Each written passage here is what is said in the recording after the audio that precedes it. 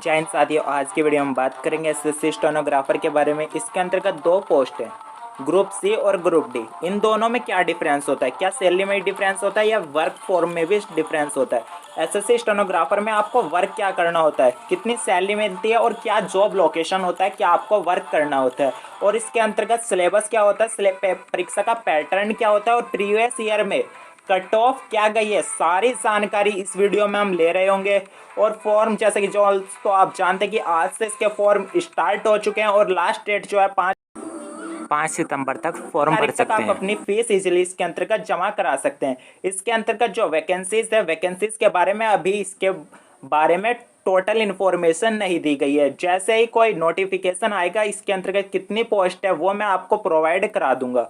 अब इसके अंतर्गत बात कर लेते हैं कि जो नेशनलिटी है, यानी कि कहाँ कौन कौन से देश तक के इसके अंतर्गत भर सकते हैं। तो जो भारत का, नेपाल का और भूटान का और तिब्बत का जो वो है 1962 से पहले भारत का जो निवासी है वो इसके अंतर्गत एलिजिबल फॉर्म भर सकते हैं। अब बात कर लेते हैं एज लिमिट के बारे में। तो 18 से 30 साल तक ग्रुप सी के अंतर्गत कैंडिडेट फॉर्म भर सकते हैं और ग्रुप डी में 18 से 27 साल तक के एज के जो कैंडिडेट है वे इसके अंतर्गत फॉर्म भर सकते हैं।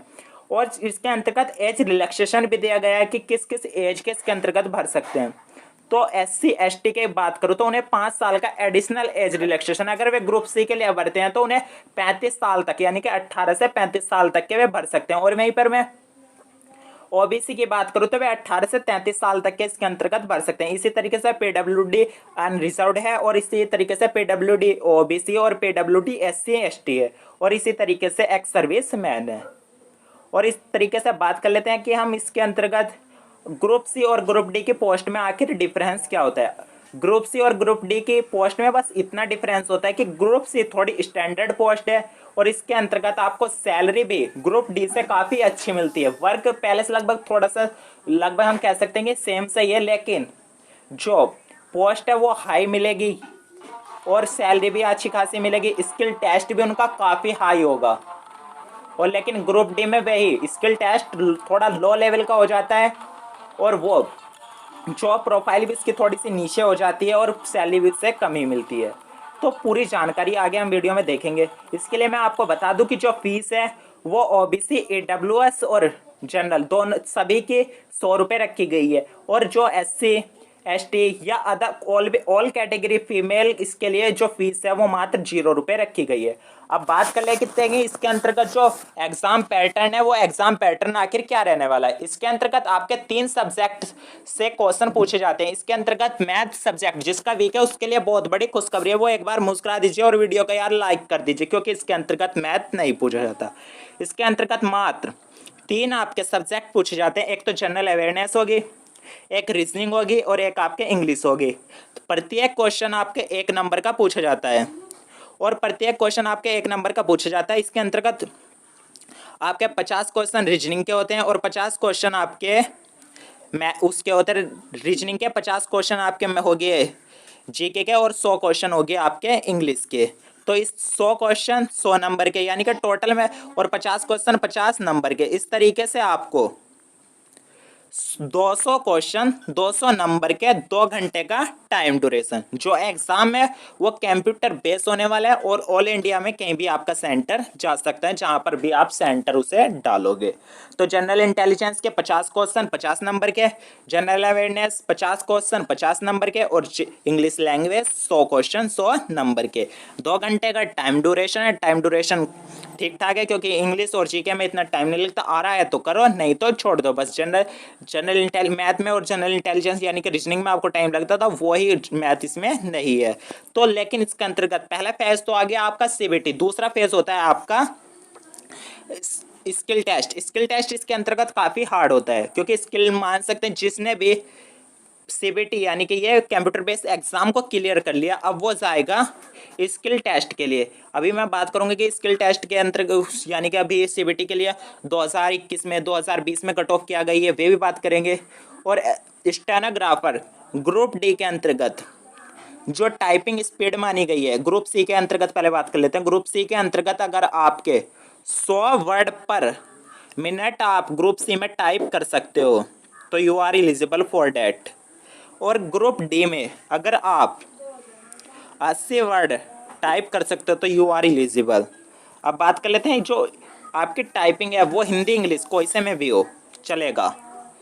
यहाँ पर टाइम ड्यूरेशन अगर मैं बात करूँ, स्टेनोग्राफर डी इंग्लिश के अंतर्गत 50 मिनट का टाइम ड्यूरेशन मिलता है और स्टेनोग्राफर डी हिंदी के अंतर्गत आपको 65 मिनट का टाइम ड्यूरेशन मिलता है। स्टेनोग्राफर ग्रेड सी के अंतर्गत बात करूँ तो उसके अंतर्गत आपको 40 मिनट का, और स्टेनोग्राफर ग्रेड सी में हिंदी की टाइपिंग को मिलता है 55 मिनट का समय। यानी कि देख सकते हो कि इस स्किल टेस्ट में डिफरेंस है और पोस्ट में। जब स्किल टेस्ट में डिफरेंस हो गया यानी कि इन्हें टाइम कम मिल रहा है, इन्हें 50 मिल रहा है, और इन्हें अगर मैं सी की बात करूँ इंग्लिश की, इन्हें 40 मिल रहा है, इन्हें 50 मिल रहा है ग्रुप डी वालों को, तो कहीं ना कहीं इनकी जॉब प्रोफाइल भी काफ़ी हाई लेवल की रहती है और सैलरी भी अच्छी मिलेगी जब वो जॉब प्रोफाइल इनकी अच्छी रहती है। अब बात कर लेते हैं कि इसके अंतर्गत आपको क्या क्या डॉक्यूमेंट चाहिए। डॉक्यूमेंट की बात करें तो Aadhaar card, voter ID, PAN card, passport, driving licence, इनमें से कोई भी आईडी प्रूफ आपका एकमात्र चल जाएगा जो कि उसके अंतर्गत लगाना होगा। तो दोस्तों अब ये मेन इन्फॉर्मेशन थी जो मैंने आपको बता दी। अब इसके अंतर्गत अब बात करते हैं हम इसके अंतर्गत ग्रुप सी और ग्रुप डी के पोस्ट में डिफरेंस बता दिया था मैंने आपको। प्रीवियस ईयर कट ऑफ की बात कर लेते हैं। पहले बात कर लेते हैं कि जॉब लोकेशन आपकी ऑल ओवर इंडिया कहीं भी जा सकती है। आपके अगर यूपी के निवासी है, फॉर एग्जांपल मान लिया, तो अगर यूपी के अंतर्गत कोई ऐसी पोस्ट है और वहाँ पर आपका नंबर आ गया तो आपकी जॉब यूपी में भी लग सकती है। ऐसा नहीं कि आप यूपी के हो आपकी वेस्ट बंगाल में ही लगेगी, ऐसा कुछ नहीं है। सैलरी की बात कर लेते हैं तो सैलरी के जो ग्रेड सी की पोस्ट है, ग्रेड सी के जो लिए अगर आप सेलेक्ट हो जाते हैं तो आपको 37,000 रुपये पर मंथ, और ग्रुप डी के लिए आपको 32,000 रुपये पर मंथ की सैलरी दी जाती है। आखिर इन्हें वर्क क्या करना होता है? अगर मैं वर्क की बात करूँ, इन्हें वर्क क्या करना होता है, तो वर्क की बात करें, जो कोई सरकारी कर्मचारी आया, बड़ा अधिकारी है, उनके लिए कोई टाइपिंग के लिए वे कहते हैं तो वो टाइप करना, और सरकारी संस्थाओं में जो शब्द बोले जाते हैं उन्हें फास्ट स्पीड से टाइप करना। यानी कि सारा काम इनका लगभग टाइपिंग का होता है। या थोड़ा असिस्टेंट, किसी सरकारी कर्मचारी का पर्सनल असिस्टेंट बनने का भी कार्य ये स्टेनोग्राफर करते हैं। अब बात कर लेते हैं कि इसकी प्रीवियस ईयर कट ऑफ क्या गई है। प्रीवियस ईयर कट ऑफ क्या गई है वे भी एक बार देख लेते हैं। अगर मैं कट ऑफ 2021 की बात करूँ कि 2021 में कट ऑफ कितनी गई थी, आपके जो मार्क्स होते हैं वे 200 नंबर के होते हैं। 200 क्वेश्चन पूछे जाते हैं, ये मैं आपको पहले ही बता चुका हूँ सिलेबस के अंतर्गत। और अब बात करते हैं कि जनरल कैटेगरी। जो जनरल कैटेगरी की ग्रुप सी के लिए कट ऑफ गई थी वो 146 नंबर गई थी। कट ऑफ काफ़ी ठीक ठाक जाती है। और 131 ग्रुप डी की पोस्ट के लिए गई थी।